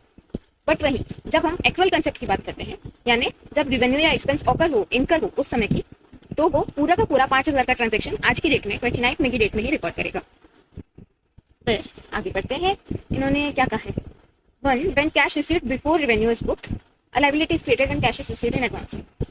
तो अगर कोई कोचिंग क्लासेस का एग्जांपल ले, आपकी कोचिंग रहेगी समझिए 8 महीने की एंड फीस है अगर 50,000, तो अगर वो 50,000 आप स्टार्टिंग में ही पे कर देते हैं, यानी कोचिंग क्लासेस के पढ़ाने से पहले, मतलब कोचिंग क्लासेस का काम बचा हुआ है और आपका पेमेंट का काम हो चुका है, तो कोचिंग क्लासेस के लिए एक तरह से एक लाइबिलिटी खड़ी हो गई है, क्योंकि अब उन्हें पढ़ाना ही पड़ेगा। देन इन्होंने सेकंड एग्जांपल में कहा है when cash received after revenue and asset. अगर वो कोचिंग वाले एग्जांपल में कंटिन्यू करें, अगर उन्होंने पूरा 8 महीना पढ़ा दिया एंड आप 8 महीने के बाद में पेमेंट कर रहे हैं, मतलब उनका काम पूरा हो गया एंड आपका बचा है पेमेंट का, तो कोचिंग क्लासेस वालों के लिए ये हो जाएगी एक असेट बन जाएगा, क्योंकि पैसा रिसीवेबल है। Then when cash is paid before expense, जैसे कोचिंग क्लासेस वाले एग्जांपल में आपने किया था, फर्स्ट वाले एग्जांपल में कि आपने सबसे पहले पेमेंट कर दिया, मतलब उनका काम बाकी है, आपका बचा है, तो आपके लिए वो असेट है कि भाई अब हमें ज्ञान मिलने वाला है, हमारी तरफ से काम हो चुका है, तो एक तरह से ट्रेड एडवांस हो गया। यहाँ पे बिजनेस ट्रांजेक्शन की बात हो रही है ना, मैंने तो जस्ट ऐसे एग्जांपल ले लिया। तो जब दो बिजनेसेस उनमें ऐसी कोई डीलिंग होती है कि कैश पहले पे कर दिया, तो उसको हम कहते हैं ट्रेड एडवांस। यानी कि तुमने किसी प्रोड्यूसर को या किसी इंसान को बोल दिया कि ये लीजिए एडवांस मनी, अब आप रॉ मटेरियल इकट्ठे करिए और हमारे लिए वो प्रोडक्ट बनाकर रेडी करिए। एंड वहीं अगर आपने एक्सपेंस के बाद में कैश पे किया है तो आपके लिए एक लाइबिलिटी बन जाएगी, क्योंकि अगले ने अपना पूरा काम कर दिया है, आपके लिए रॉ मटेरियल खरीद के सब कुछ प्रोडक्ट डिलीवरी करने की बारी आ गई है, फिर भी आपने पेमेंट नहीं किया है, तो वो आपके लिए एक लाइबिलिटी है, क्योंकि वहां पे आपको पे करना है। ये पेएबल है, जिसको हम ट्रेड पेएबल्स भी बोलते हैं, ठीक है। एंड वही वहाँ पे ये वाले पहले वाले केस में इसको ट्रेड रिसीवेबल्स बोलते हैं। आई होप आपने पढ़ा होगा। इसके बाद में हम जाएंगे मैचिंग कंसेप्ट की ओर। तो भाई मैचिंग कंसेप्ट क्या कहता है ना, कि all expenses with the revenue of that period should only be taken into consideration in the financial statements of the organization. If any revenue is recognized, then expenses related to earn that revenue should also be recognized. यानी समझिए, example के तौर पर हमने 10 books खरीदी, total cost आई 1000 रुपए, है ना। 10 खरीदे और 1000 लगा, फिर हमने उसको बेच दिया आगे। कितने? 5 बुक्स बेची और टोटल रेवेन्यू हमारा 5 बुक्स के पीछे हुआ 750। तो आप बताइए, यहाँ पर हम 250 का प्रॉफिट कंसीडर करेंगे कि 250 का लॉस? ऑफ कोर्स हम 5 बुक्स खरीदने के लिए जितने कॉस्ट लगी थी उससे हमें 5 बुक्स के पीछे कितना रेवेन्यू हुआ उसको कंपेयर करके 250 का प्रॉफिट बताएंगे, है ना। हम वहाँ पे ये नहीं कह सकते कि हमने तो 1000 रुपए खर्च किए थे और हमें 750 ही मिले। नहीं, मैचिंग कंसेप्ट यानी आपने जितने के पीछे पैसा लगाया था उतने ही आइटम्स को, उतने ही प्रोडक्ट्स को बेचकर आपको कितना मिला, वो दोनों मैच होना चाहिए। 5 और 10 मैच नहीं कर रहा है तो आप उसको कंपेयर नहीं कर सकते उस तरह। अगर आपने 5 बुक्स अभी नहीं बेची है तो हो सकता है आप नेक्स्ट फाइनेंशियल ईयर में बेच दें, लेकिन हमारे बुक्स ऑफ अकाउंट्स में हम उतना ही लिखेंगे जितना इस साल हुआ है। अगर 10 खरीद के 5 बेची तो 10 का खर्चा लिखेंगे और 5 का रेवेन्यू लिखेंगे, लेकिन जब कंपेयर करेंगे तब 5 बुक्स की ही कॉस्ट को 5 बुक्स के रेवेन्यू से कंपेयर करेंगे, ठीक है। इसी को ये लोग अलग अलग प्रकार से यहाँ पे समझाएंगे। This concept is based on accrual concept. Accrual concept याद है ना, कि जो इनकम और एक्सपेंस हमने हाथ में कैश नहीं आया फिर भी हम उसको मान लेंगे कि हाँ वो हुआ था, ट्रांजैक्शन एग्जिस्ट करता है। तो occurrence of expenses and income do not concentrate on actual inflow or outflow of cash. This leads to adjustment of certain items like prepaid and outstanding. इसके लिए हम लोग जो चीजें जल्दी मिल जाती हैं उसको प्रीपेड कहते हैं, और जो बचा होता है बाद में मिलने वाला होता है उसको आउटस्टैंडिंग कहते हैं। एक्रूड की जगह हम दूसरा वर्ड अनअर्न्ड भी यूज कर सकते हैं, यानी जो अभी तक नहीं मिला है। It is not necessary that every expense identify every income. Some expenses are directly related to revenue and some are time bound. जैसे सेलिंग एक्सपेंसेस सेल से रिलेटेड है, लेकिन रेंट सैलरीज वगैरह ये अकाउंटिंग पीरियड से रिलेटेड है। जैसे कैसा? रेंट और सैलरीज हमको पता है हर महीने भरना होगा या हर साल भरना होगा, महीने भरना होगा मोस्टली, तो वो हमको पता है कि इतना इतना साल, अगर समझो 31 मार्च को खत्म हो गया, उसके बाद में तुम अगर मार्च महीने का रेंट भरने वाले हो तो हम उसको कहेंगे आउटस्टैंडिंग रेंट, ठीक है। खर्चा हमारा फाइनेंशियल ईयर के बाहर खड़ा है, नेक्स्ट फाइनेंशियल ईयर में आएगा। तो इससे ये बता रहे हैं कि जो एक पीरियोडिसिटी का कंसेप्ट होता है कि हमारा फाइनेंशियल ईयर इतना यहाँ से यहाँ तक रहेगा एंड अकाउंटिंग कितने कितने पीरियड में की जाएगी, वो भी मैचिंग कंसेप्ट के टाइम पे अप्लाई होता है, ठीक है। फिर हाँ, इन्होंने मिस्टर पीके का एग्जांपल दिया है। मिस्टर पीके स्टार्टेड क्लॉथ बिजनेस। उन्होंने क्लॉथ का बिजनेस स्टार्ट किया और उन्होंने 10,000 पीस गारमेंट खरीदे 100 रुपये पर पीस पे, और फिर 10,000 में से 8,000 पीस बेचे, हर एक की प्राइस 150 रुपये पर पीस, एक अकाउंटिंग ईयर में 1 जनवरी से 31 दिसंबर में। फिर उन्होंने शॉप रेंट पे किया 3000, जो 11 महीने के लिए पे किया, और 8 लाख पे किया सप्लायर को जिनसे क्लॉथ खरीदा था, एंड उन्होंने 10 लाख मिला उनको टोटल कस्टमर्स से। तो यहाँ पे देखते हैं एक्रूअल और पीरियोडिसिटी कंसेप्ट कैसे आए। Periodicity concept fixes a time frame for which performance is to be measured and financial position to be appraised. तो पीरियोडिसिटी ने हमें टाइम फ्रेम बताया। क्या टाइम फ्रेम है भाई? 1 जनवरी से लेकर 31 दिसंबर तक का टाइम हम लेंगे। फिर रेवेन्यूज और एक्सपेंसेस जो भी देखे जाएंगे वो सब कुछ 31 दिसंबर तक के ही लिए जाएंगे। And accrual concept operates to measure revenue of 12 lakh, जितना मिलना चाहिए था, लेकिन उसमें से हमको अभी 10 लाख ही मिला फिलहाल। Which accrued during 2022, cash receive 10 lakh and also expenses correctly. Shop rent 12 महीने का था, लेकिन हमने उसमें से 11 महीने का भरा है। दैट मीन्स कि हमने अभी तक 33,000 कैश भरा है, लेकिन हमको एक्चुअल में 36 भरना था, तो यानी 3,000 अभी भी बाकी है।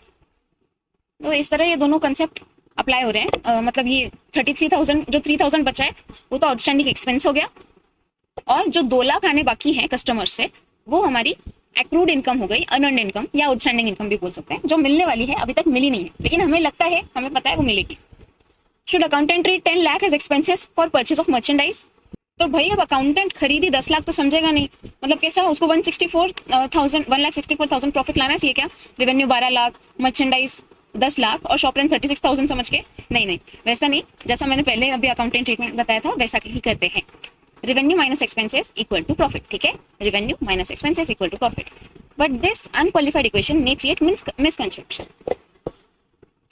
It should be defined as periodic profit, ठीक है, सिर्फ प्रॉफिट नहीं, periodic profit is equal to periodic revenue equal to नहीं माइनस मैच्ड एक्सपेंसेस, ठीक है, एक्सपेंसेस मैच करके, मतलब या तो सिर्फ एक्रूड बेसिस फॉलो करिए या तो सिर्फ कैश बेसिस फॉलो करिए, लेकिन हम लोग मोस्टली एक्रूड ही फॉलो करते हैं, जिसमें टोटल इनकम टोटल एक्सपेंसेस को कंसिडर करके आउटस्टैंडिंग प्रीपेड कर दिया जाता है, ठीक है। From the revenue of an accounting period such expenses are deducted which are expended to generate revenue to determine profit of that period, ठीक है, पर्टिकुलर पीरियड की बात हो रही है। In the given example, revenue relates to only sale of 8,000 pieces. Therefore, cost of 8,000 pieces of garment should be treated as expenses. है ना? हमने अभी जस्ट पढ़ा, यहाँ पे उसने 10,000 पीसेस खरीदे थे, उसमें से 8,000 बिके, तो हम कॉस्ट 10,000 पीसेस की नहीं लेंगे, 8,000 पीस के पीछे हमको कितना पैसा लगा था, कितनी कॉस्ट लगी थी, उसी को कंपेयर करेंगे कि 8,000 बेचकर हमको कितना मिला। तो profit equal to revenue less expenses, revenue 12 lakh था, उसमें से एक्सपेंसेस माइनस किए 8 लाख के, फिर शॉप रेंट 36,000, तो 836 माइनस करके 3,64,000 बचा। उसके बाद में हमारे असेट्स क्या क्या है? इन्वेंट्री 2,000 पीसेस, 100 रुपए, इतना बाकी है ना, ये पीसेस अगले साल बिकेंगे। फिर ट्रेड रिसीवेबल्स यानी कि 2 लाख की हो गए, जो हमको कस्टमर्स ने नहीं दिए थे वो 2 लाख वहां के बचे हुए, और कैश यानी कि cash receipts 10 lakh minus cash payments 833, जो हमने साल भर कैश में पेमेंट किया रिसीव किया वो। तो सब करने के बाद में लास्ट में बचेगा 167,000, और इन तीनों को ऐड करेंगे तो 567,000 के हमारे एसेट्स हो जाएंगे। फिर लाइबिलिटी की ओर बढ़े तो ट्रेड पेबल्स कितने? 2 लाख, क्योंकि उसने सप्लायर्स को भी 10 में से 8 ही लाख दिया था। फिर एक्सपेंसेस पेबल 3,000 जो उसका रेंट बाकी था, और कैपिटल यानी प्रॉफिट जो हमने इधर ऊपर निकाला ये 364,000, वो सब कुछ इनको मिलके आ गया liabilities. Therefore assets equal to liabilities 5,67,000, ठीक है, हमारी बैलेंस शीट टैली हो गई, वर्टिकल बैलेंस शीट। चलो, Thus, accrual, matching and periodicity concepts work together for income measurement and recognition of assets and liabilities. Okay? ये सारे कंसेप्ट साथ में मिलके हमारा अकाउंटिंग अच्छे से करवाते हैं, असेट्स एंड लाइबिलिटीज वगैरह भी सब मैच हो जाती है, ठीक है। नेक्स्ट है going concern concept. The financial statements are normally prepared on the assumption that an enterprise is a going concern, यानी वो चलती रहेगी and will continue in operation for the foreseeable future। जितना हम एक्सपेक्ट कर रहे हैं अगले 5-10 साल तक, हम एज्यूम यही करेंगे कि भाई हमारी फर्म चलती रहने वाली है। Hence it is assumed that the enterprise has neither the intention nor the need to liquidate or curtail materially scale of its operations। मतलब जैसे अगर आपको पता हो वाइंडिंग अप होता है ना, जब यानी हमारी फर्म को अगर हम बंद कर रहे हैं बिजनेस को, तो बिजनेस को अगर बंद करोगे यानी कि जो तुम्हारी एंटिटी थी अलग से तुमने बनाई थी वो अब एग्जिस्ट नहीं करेगी, तो उसकी जो भी लाइबिलिटीज है, जो भी उसने उधार ले रखा है, वो सारा उसको पे ऑफ करना पड़ेगा, और जितने भी सारे डेटर्स हैं जिनसे पैसा मिलना बाकी था उनसे पैसे जल्दी से लेके और पूरा सेटल करना पड़ेगा, कि ना किसी से कुछ लेना है ना किसी को कुछ देना है, तो उसको बोलते हैं लिक्विडेट करना। फिर scale of its operations, if such an intention or need exists, financial statements may have to be prepared on a different basis. If so, basis used needs to be disclosed. तो अगर winding up हो तो उसका थोड़ा अलग accounting treatment रहता है।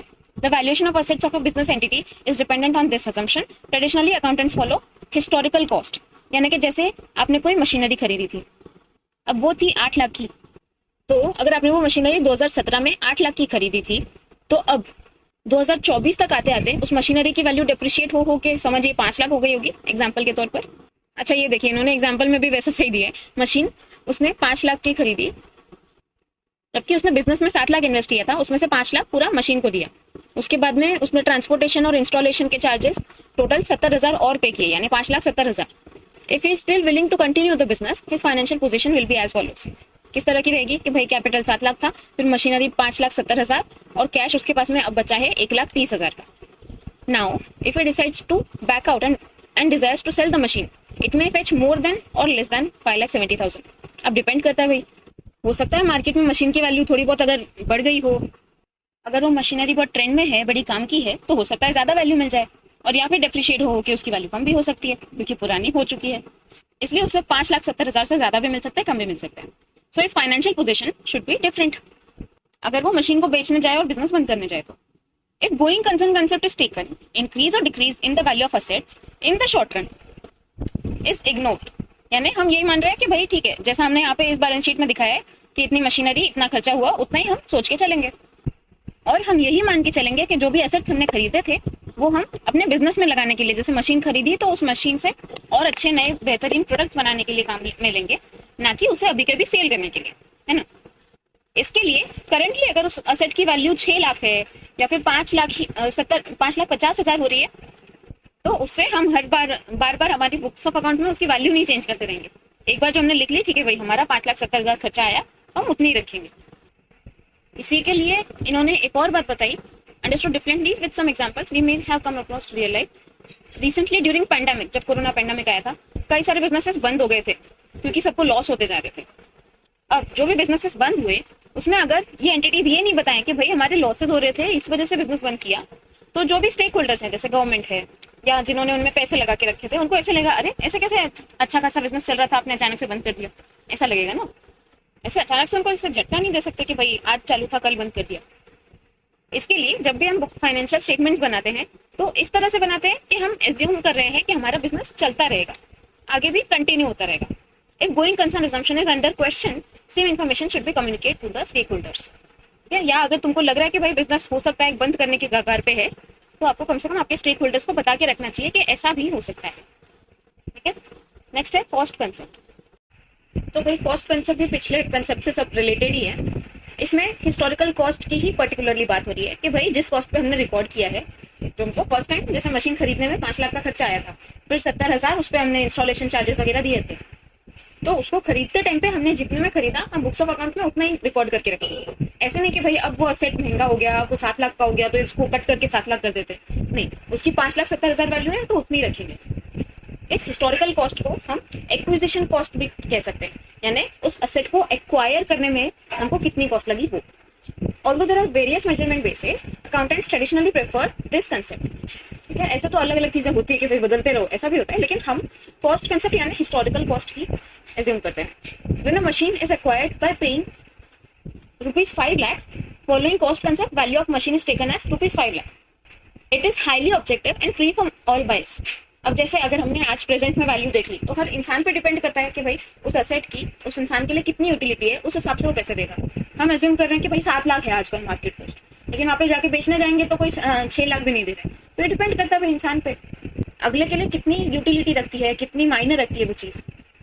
इसके लिए अगर हम हिस्टोरिकल कॉस्ट जितने में हमको पड़ी वही कॉस्ट हम अगर रिकॉर्ड कर लें तो वो हर बायस से अलग होती है, उसमें कोई भी भेदभाव नहीं होता। Other measurement bases are not so objective. Current cost is not easily determinable. If asset is purchased on 1st January 1995 and such model is not available in the market, it becomes difficult to determine which model is appropriate equivalent to existing. जैसे पहले हमने 1995 में कोई model खरीदा था, समझो कोई गाड़ी खरीदी थी, अब वो मॉडल यहाँ 2024 में एग्जिस्ट ही नहीं करता, तो हम ढूंढते रह जाएंगे भाई उसके जैसा सेम टू सेम वैसा मॉडल, उसकी प्राइसिंग कितनी रखी जाए।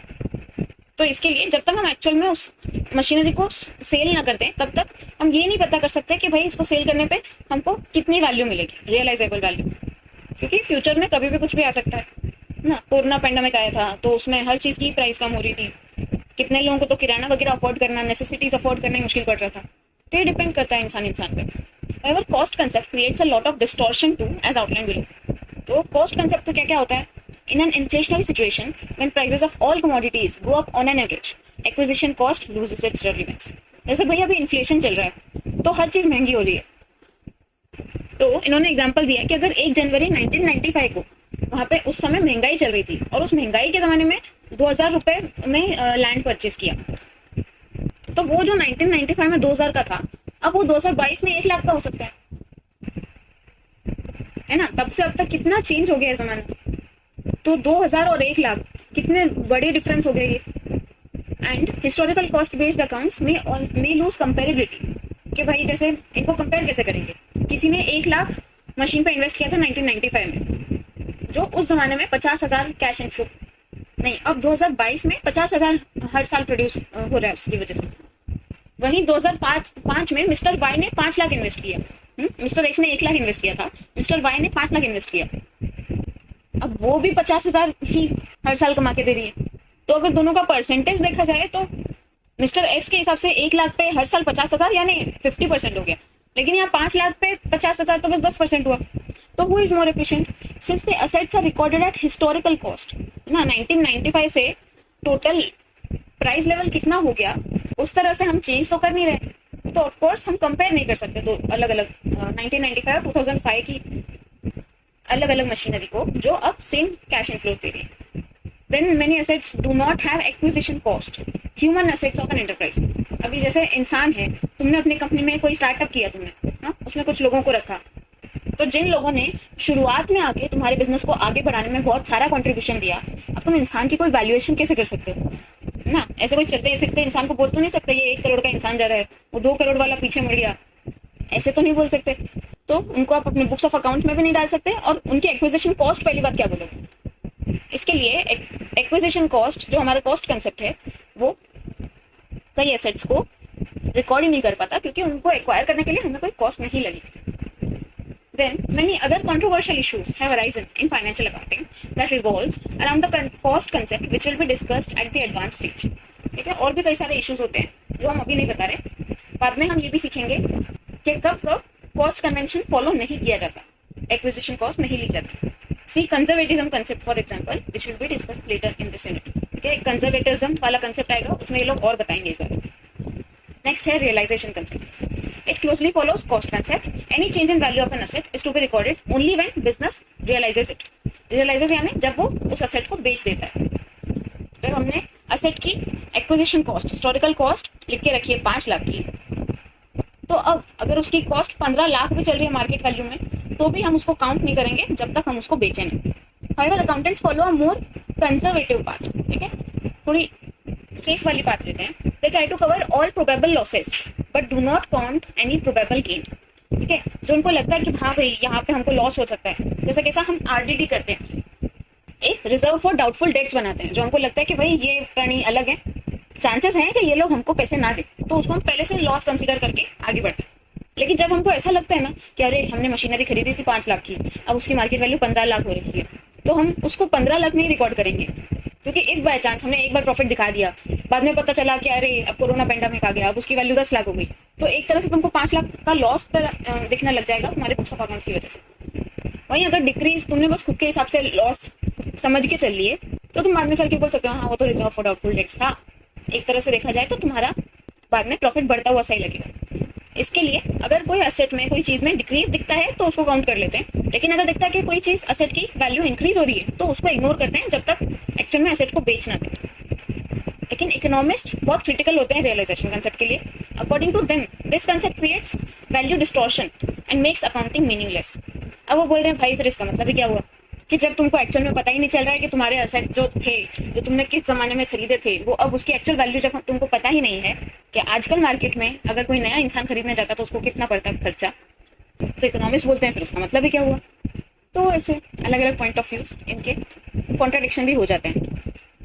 एग्जाम्पल दिया है, मिस्टर एक्स परचेज लैंड, अच्छा वही वाला 1995 में खरीदा था 2000 का, अब उसकी मार्केट वैल्यू हो गई है 1,02,000 2022 में, तो उसको लैंड की वैल्यू 2000 दिखानी चाहिए या फिर 1 लाख। अभी तक हमने वो लैंड बेचा तो नहीं है, तो हम करेंगे क्या भाई 2000 ही दिखाएंगे, क्योंकि हमने जब खरीदा था तब तो 2000 का ही था।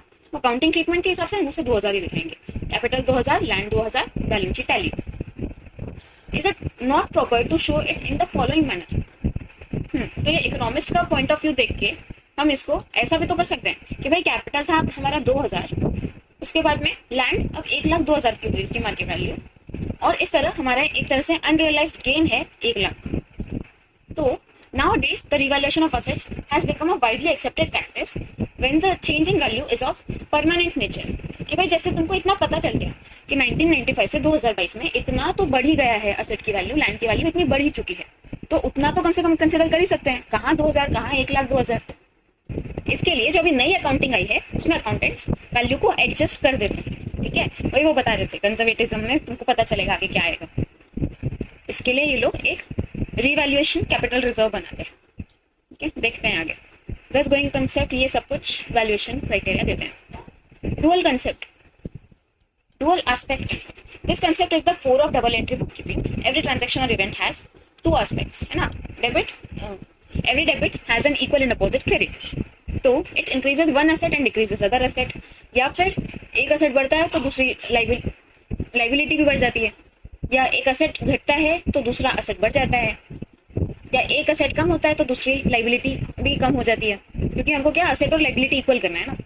अल्टरनेटिवली वही रहे, उसके अलग अलग परमिटेशन कॉम्बिनेशन लिखे हैं कि लाइबिलिटी बढ़ी, एक लाइबिलिटी बढ़ी दूसरी लाइबिलिटी घट गई, या फिर अभी आप ये इतना तो समझ में आया ना कंसेप्ट। जैसे एक लाइबिलिटी में 10,000 बढ़ाया, दूसरी लाइबिलिटी में 10,000 घटा दिया, तो इक्वली हो गए, पहले जो वैल्यू आ रही थी उतना ही टोटल आएगा लाइबिलिटी साइड का।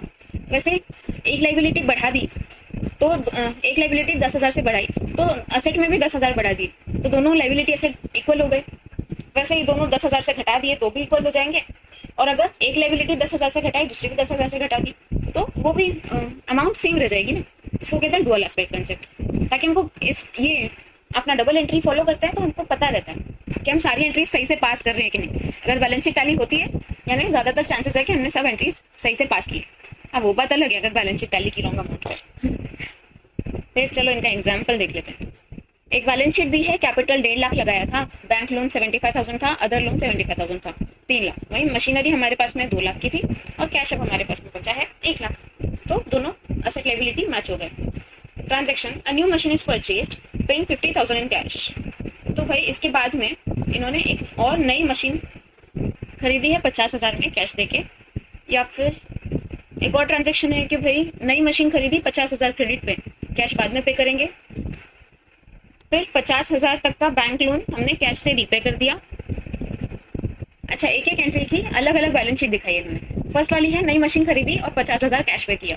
तो पहले क्या था, 2 लाख की मशीनरी थी और 1 लाख कैश था। अब इन्होंने 50,000 मशीन में बढ़ाया तो कैश में से 50 माइनस कर दिया, इन्हें 2.5 लाख की मशीनरी और कैश 50,000, है ना। फिर नई मशीन खरीदी 50,000 क्रेडिट पे, कैश बाद में पे करेंगे।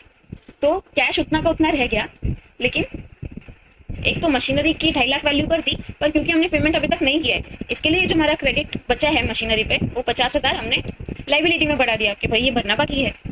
उसके बाद में थर्ड एंट्री इन्होंने बोली थी cash paid to bank to repay bank loan to the extent of 50,000। ठीक है, तो हमने क्या किया, हमने कैश पे किया, ये कैश पे किया और बैंक लोन भर दिया। तो उसकी क्या एंट्री आएगी, कैश 1 लाख था, उसमें वो 50,000 बचा, वो उसमें से 50,000 हमने 75,000 के बैंक लोन को दे दिया, तो अभी बस 25,000 की लाइबिलिटी बाकी है। और चौथी एंट्री है raised bank loan of 50,000 to pay off other loan. Bank loan raise किया, ये देखिए। अभी ये वाला आपको एक बार ही देख के कॉम्प्लेक्स लग सकता है।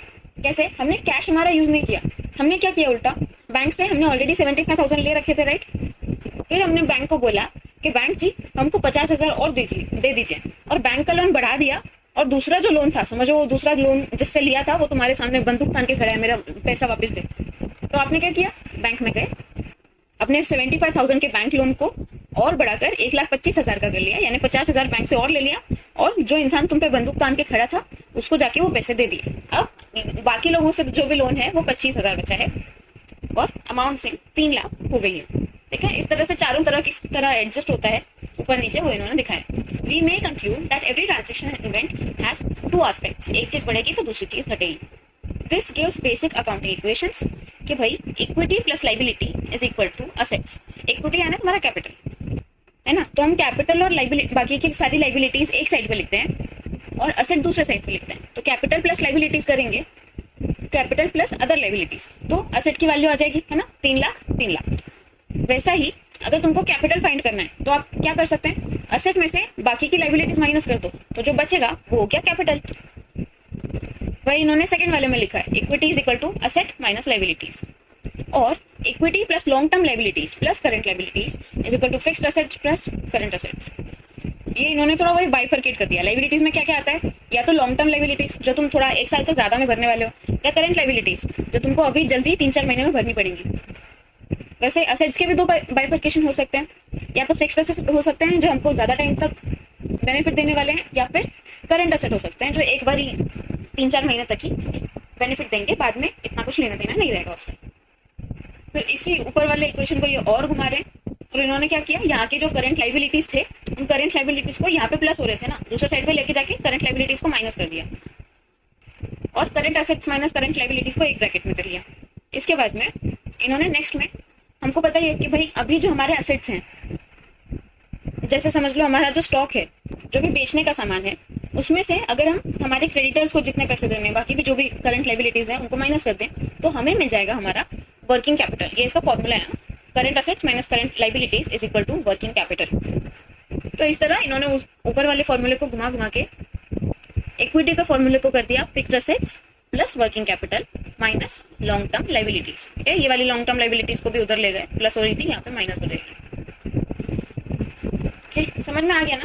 आपको एक बार पढ़ना पड़ेगा शायद, लेकिन उसके बाद में थोड़ा एग्जाम्पल्स के साथ में समझेंगे तो बराबर से समझ में आएगा।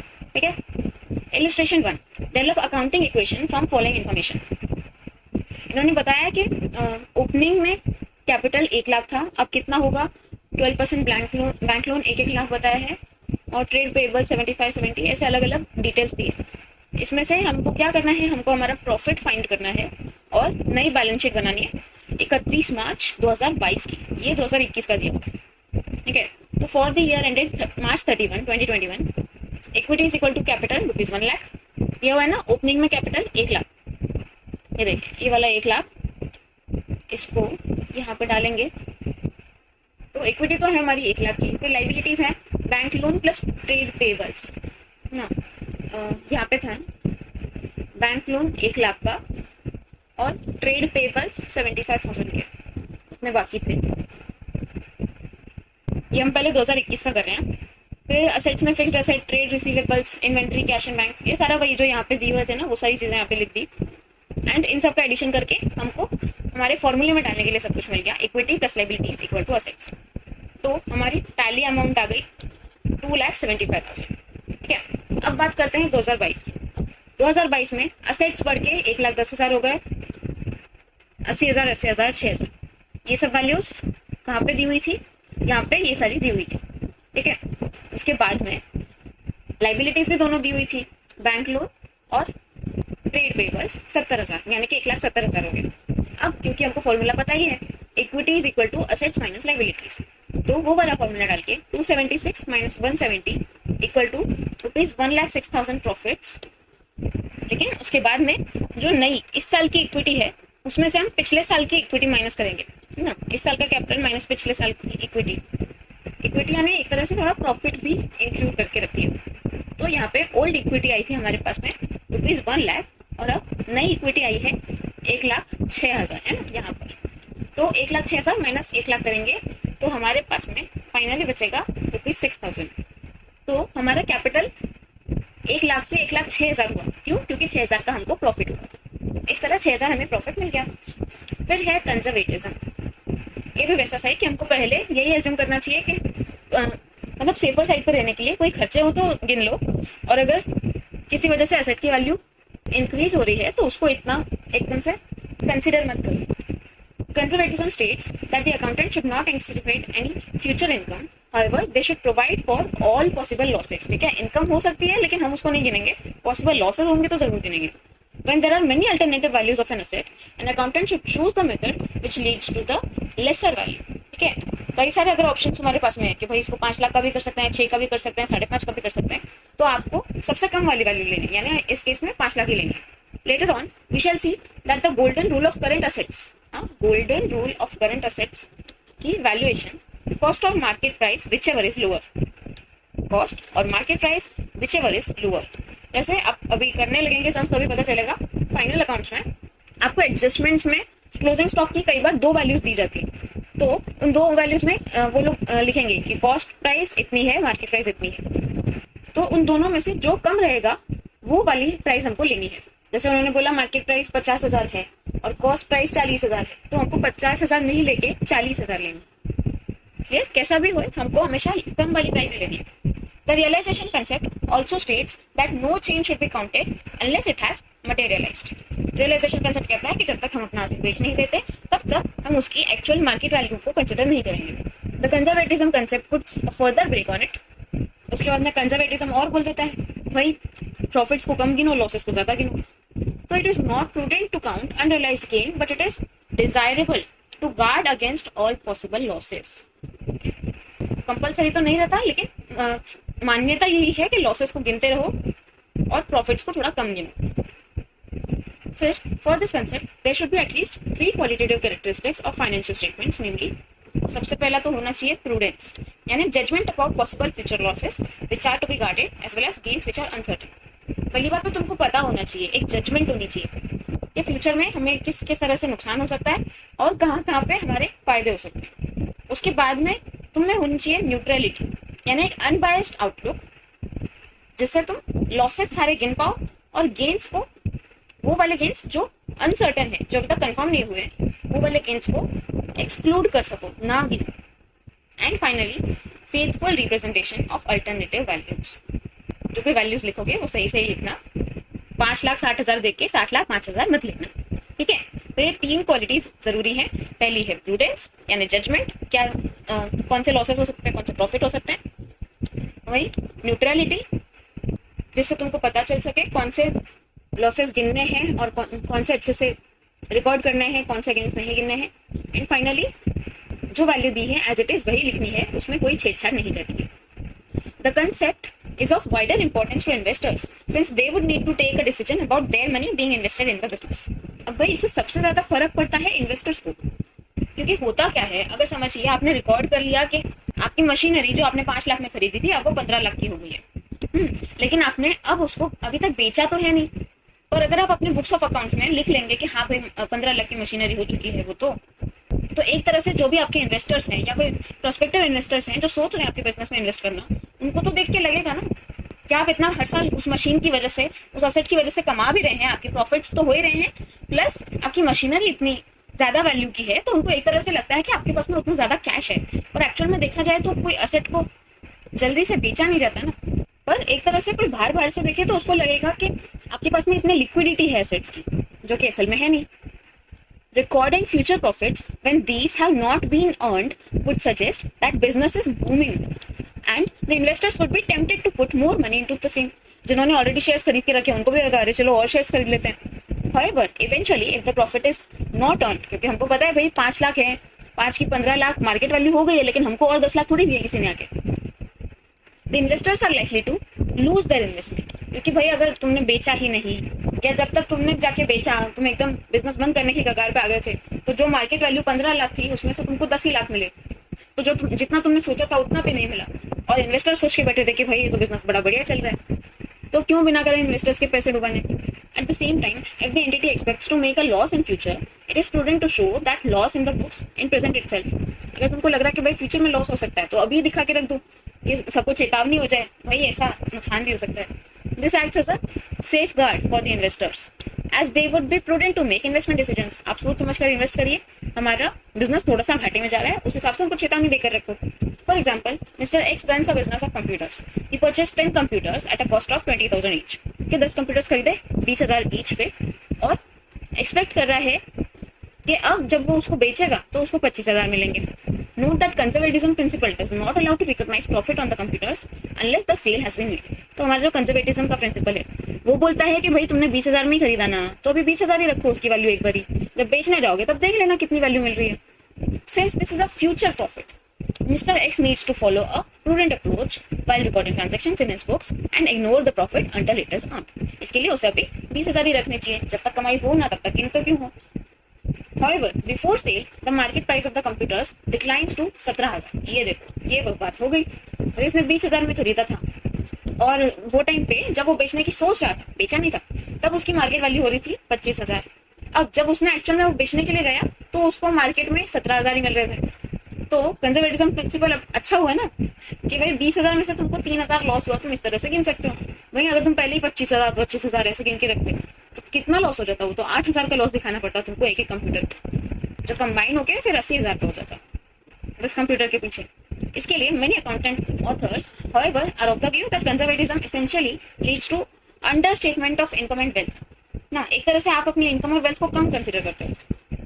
इसके लिए कई अकाउंटेंट्स बोलते हैं, ऑथर्स बोलते हैं, जो किताबें लिखते हैं अकाउंटेंसी के ऊपर, वो लोग बोलते हैं कि कंजर्वेटिज्म को इतना भी फॉलो नहीं करना चाहिए, कि एक तरह से आप अपनी इनकम को ढंग से गिन नहीं रहे। फिर है consistency. In order to achieve comparability of financial statements of an enterprise through time, the accounting policies are followed consistently. जैसे अगर तुम एक्चुअल बेसिस फॉलो कर रहे हो तो एक्चुअल बेसिस ही फॉलो करो, अगर कैश बेसिस फॉलो कर रहे हो तो कैश बेसिस ही फॉलो करो। और अगर 5-10 साल एक्चुअल बेसिस के बाद में तुम बीच में कैश बेसिस चला रहे हो या कैश बेसिस काफी टाइम से कर रहे थे, अब तुमको स्विच करना है, तो आपकी बुक्स ऑफ अकाउंट्स में एक नोट लिख दो पहले कि भाई अब से हम वो बेसिस फॉलो ना करके ये बेसिस फॉलो कर रहे हैं इस तारीख से। हालांकि ये ज्यादातर होता नहीं, बहुत ही एक्सेप्शनल केसेस में होता है, जब बहुत ही ज्यादा तुम्हारे अकाउंटिंग प्रोसीजर सही से नहीं जा रहे। The concept of consistency is applied particularly when alternative methods of accounting are equally accepted. ये कंसिस्टेंसी कंसेप्ट तभी अप्लाई हो सकता है कि जब दोनों मेथड्स माने जाते हैं। For example, a company may adopt any of several methods of depreciation such as written down value method या फिर स्ट्रेट लाइन मेथड। क्या रिटर्न डाउन वैल्यू में क्या होता है कि हर साल, जैसे समझो हमने 10 लाख की मशीनरी खरीदी थी, अभी फर्नीचर खरीदते थे, कितनी मशीनरी खरीदी थी, 10 लाख का फर्नीचर खरीदा था, फिर वो 10 लाख पे पहले साल, एक साल बाद में हमने डेप्रिसिएशन लगाया 10% से 1 लाख, फिर उसके बाद में उसकी वैल्यू बच जाएगी 9 लाख। अब 9 लाख पे और 10% कम करेंगे तो 90,000 लगे, अब की बार 90,000 से माइनस करेंगे, फिर 8,10,000 बच गया, अब 81,000 माइनस करेंगे। ऐसे हर साल जैसे जैसे वैल्यू कम होती जाएगी वैसे वैसे डेप्रिसिएशन भी कम होता जाएगा, जितनी वैल्यू बची है उतने पे डेप्रिसिएशन कैलकुलेट करेंगे। वही स्ट्रेट लाइन मेथड में हर साल 1-1 लाख माइनस करते जाओ, 10 साल में खत्म। वैसा वो अलग अलग मेथड्स होते हैं। Likewise there are many methods for valuation of inventories, but following the principle of consistency, it is advisable that the company should follow consistently over years the same method of depreciation. वरना of course तुम पहले कोई और method use करते थे, अब तुम कोई और मेथड यूज करने लगते हो, तो वो पहले के फाइनेंशियल स्टेटमेंट्स को अब के फाइनेंशियल स्टेटमेंट से कंपेयर करना मुश्किल हो जाएगा। However, in some cases, though there is no inconsistency, they may seem to be inconsistent apparently. In case of valuation of inventories, if company applies principle at cost or market price, whichever is lower, जो हमने अभी principle पढ़ा था, and if this principle accordingly results in the valuation of inventories in one year at cost price and market price in the other year, there is no inconsistency here. It is only an application of the principle. अब भाई एक तरह से देखा जाए तो हमने क्या कहा कि हमको कॉस्ट और मार्केट प्राइस में से जो वैल्यू कम रहेगी वो वाली कंसिडर करेंगे। अब हो सकता है 1-2 साल कभी कॉस्ट कंसिडर कर रहे हैं, कभी मार्केट प्राइस कंसिडर कर रहे हैं, तो कोई बोले भाई ये भी तो गलत हो गया, ये भी तो कॉस्ट प्राइस और मार्केट प्राइस को तुम कैसे कंपेयर कर सकते हो। लेकिन ये हम एक प्रिंसिपल को ही फॉलो कर रहे हैं, तो इसमें कोई सच इनकंसिस्टेंसी नहीं है, क्योंकि जो दिया हुआ है प्रिंसिपल ही वैसा है। हमको देख के लग सकता है कि भाई कभी कॉस्ट प्राइस फॉलो हो रही है, कभी मार्केट प्राइस, लेकिन हम एक तरह से अपना प्रिंसिपल ही अप्लाई कर रहे हैं। But the concept of consistency does not imply non-flexibility as not to allow introduction of improved method of accounting. तो दो ये कंसिस्टेंसी वाला प्रिंसिपल बोलता है कि भाई कोशिश तो यही करिए कि सेम मेथड्स आप आगे तक यूज करते रहें, पर ऑफ कोर्स दुनिया बदल रही है, हर चीज बदल रही है, तो आप फ्लेक्सिबल हो सकते हैं। आप पे कोई एकदम से पाबंदी नहीं लगाता कंसिस्टेंसी प्रिंसिपल कि नहीं चेंज कर ही नहीं सकते, ऐसे पत्थर की लकीर नहीं है, आप अगर चाहें तो चेंज कर सकते हैं। Enterprise should change it's accounting policy in any of the following circumstances. तो कब कब चेंज करनी चाहिए? या तो बुक्स ऑफ अकाउंट्स को अकाउंटिंग स्टैंडर्ड से मैच करने के लिए, जो आजकल मॉडर्न सब लोगों के बुक्स ऑफ अकाउंट्स हैं, इन जनरल लोग कैसी अकाउंटिंग कर रहे हैं उन मेथड्स को फॉलो करने के लिए या तो आप मेथड चेंज कर सकते हैं, या फिर लॉ बदल गया, कुछ नया प्रोविजन आ गया तो उसकी वजह से अकाउंटिंग चेंज कर सकते हैं, या फिर under change circumstances it is felt that new method will reflect a true and fair picture. अगर आपको लगे कि जो नया मेथड हम अडॉप्ट करने जा रहे हैं वो पिछले वाले से बेटर है और उससे हमारे फाइनेंशियल स्टेटमेंट्स पहले से ज्यादा सच्चे और उनकी बराबर पिक्चर पता चलेगी कि कैसा बिजनेस चल रहा है, तो आप मेथड चेंज कर सकते हैं। फिर है materiality. Materiality principle permits other concepts to be ignored if the effect is not considered. जैसे हमने पढ़ा ना, जब तक हमने असेट सेल नहीं किए हैं तब तक उसकी मार्केट वैल्यू को कंसिडर नहीं करना चाहिए, क्योंकि एक्चुअल में तुम्हारे पास में कैश नहीं आया है। This principle is an exception to full disclosure principle. Full disclosure principle क्या बोलता था कि भाई सब बता दो, कोई भी इन्फॉर्मेशन छुपाओ मत, लेकिन एक तरह से जो उसकी मार्केट वैल्यू है, जैसे आपने 1995 में 1 लाख की मशीनरी खरीदी थी, अब उसकी वैल्यू बढ़ के जितनी भी 10 लाख वगैरह हो गई है, 15 लाख हो गई है, तो फुल डिस्क्लोजर प्रिंसिपल के हिसाब से तो वो दिखाना चाहिए था, लेकिन ये एक्सेप्शन है मटेरियलिटी।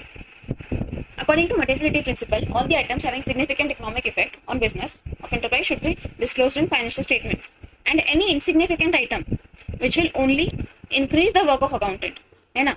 ये एक तरह से तो अकाउंटेंट का काम बढ़ाना ही हुआ कि भाई हर 3-4 महीने में उस असेट की, मतलब सारे के सारे असेट्स की मार्केट वैल्यू ढूंढते रहो। अरे अब वो असेट इतना बढ़ गया, अब इतना कम हो गया, तो इसे बार बार चेंज थोड़ी करते रहेंगे कि भाई अब वो कल तक वो फर्नीचर 20,000 का था, आज वो फर्नीचर 22,000 का हो गया, चलो चलो चेंज करो। ऐसा नहीं कर सकते ना बार बार। तो अगर वो उसकी वजह से कोई मैनेजमेंट में डिसीजन होने वाला है, यूजर्स को किसी काम आने वाला है, तो डिस्क्लोज करना चाहिए, नहीं तो उनको डिस्क्लोज करके मतलब नहीं है।